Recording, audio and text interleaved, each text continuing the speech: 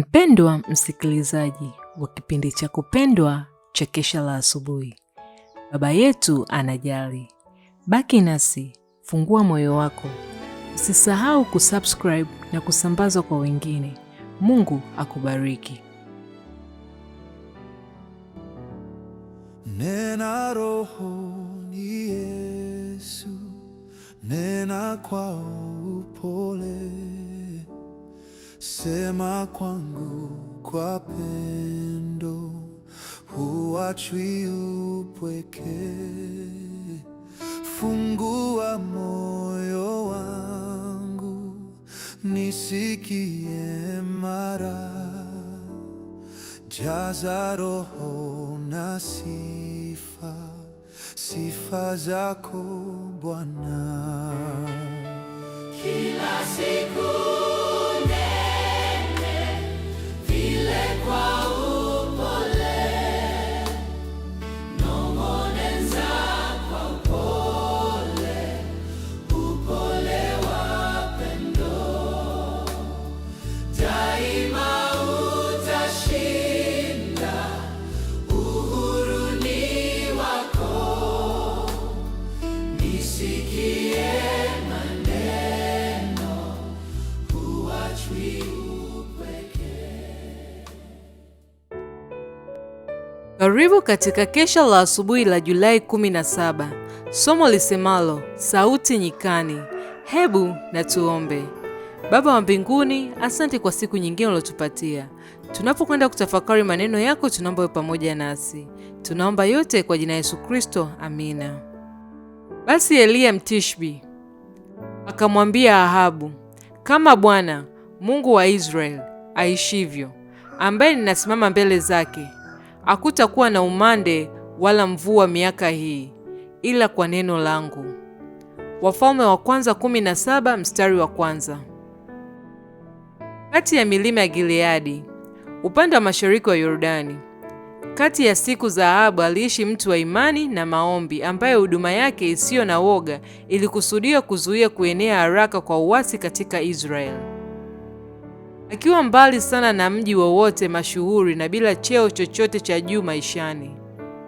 Hata hivyo, Eliya Mtishbi aliingia katika utume wake akiwa na imani katika kusudi la Mungu la kuandaa njia mbele yake na kumpa mafanikio tele. Neno la imani na nguvu lilikuwa katika midomo yake, na maisha yake yote yalikuwa yamewekwa wakfu kwa ajili ya kazi ya matengenezo. Sauti yake ilikuwa ni ya mtu aliye nyikani kukemea dhambi na kuzuia wimbi la uovu, huku akija kwa watu kama mkemeaji wa dhambi. Ujumbe wake kwa wale wote waliotaka kuponywa ulitoa zeri ya Gileadi kwa roho zile zilizokuwa na ugonjwa wa dhambi.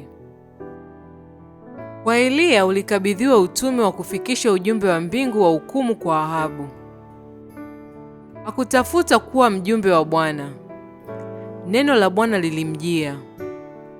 Akiwa na wivu kwa ajili ya heshima ya kusudi la Mungu, hakusita kutii miito ya Mungu. Ingawa kutii kulionekana kukaribisha maangamizi ya haraka kutoka mikononi mwa mfalme mwovu, ilikuwa ni kwa kutumia imani thabiti peke yake katika nguvu isiyoweza kushindwa ya neno la Mungu. Eliya alitoa ujumbe wake. Asingekuwa na imani kamili kama yule alimtumikia, kamwe asingefika mbele ya Ahabu. Akiwa njiani kwenda Samaria, Eliya alipita kando ya mito inayotiririka daima, milima iliyofunikwa na ukijani na misitu mizuri ambayo ilionekana kuwa haiwezi kufikiwa na ukame. Kila kitu ambacho jicho lilitua juu yake kilikuwa kimevikwa uzuri. Huenda nabii alijiuliza ni vipi mito ambayo haikuwa imewahi kuacha kutiririka kwake ingeweza kukauka, au ni jinsi gani vilima na mabonde hayo yangeweza kuchomwa na ukame. Lakini hakutoa nafasi yoyote kwa ajili ya kutokuamini. Aliamini kabisa kwamba Mungu angewanyenyekesha Waisraeli walioasi na kwamba kupitia katika hukumu mbalimbali wangefikishwa katika toba. Amri ya mbingu ilikuwa imetoka. Neno la Mungu lisingeweza kushindwa. na kwa kuhatarisha maisha yake, Eliya bila woga alitimiza utume wake. Na huu ndio mwisho wa somo lisemalo sauti ya nyikani. Hebu na tuombe. Baba wa mbinguni, asante kwa somo zuri ulilotupatia. Asante kwa ajili ya sauti ya nyikani inayotangaza hukumu juu ya dhambi zetu. Tunaomba tunapoisikia sauti hiyo, tuungame dhambi zetu na turejee katika mapito yako. Tunaomba yote kwa jina la Yesu Kristo, amina. Nena kama zamani ulipoitoa sheria takatifu, niweke pia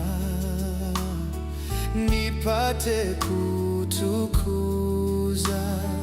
wewe Mungu wangu, mapenzi yako tena daima kusifu. Kila siku nene vile kwa upole, nong'oneza kwa upole, upole wa pendo.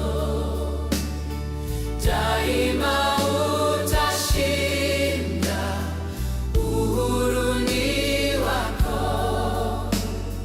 Nisikie maneno, huachwi upweke.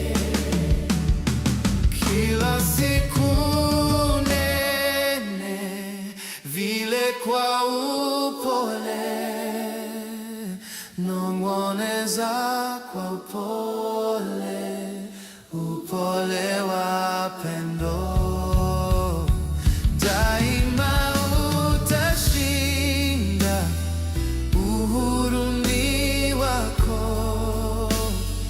Nisikie maneno, huachwi upweke. Kila siku nene Vile kwa upole, nong'oneza kwa upole, upole wa pendo. daima utashinda, uhuru ni wako. Nisikie maneno, huachwi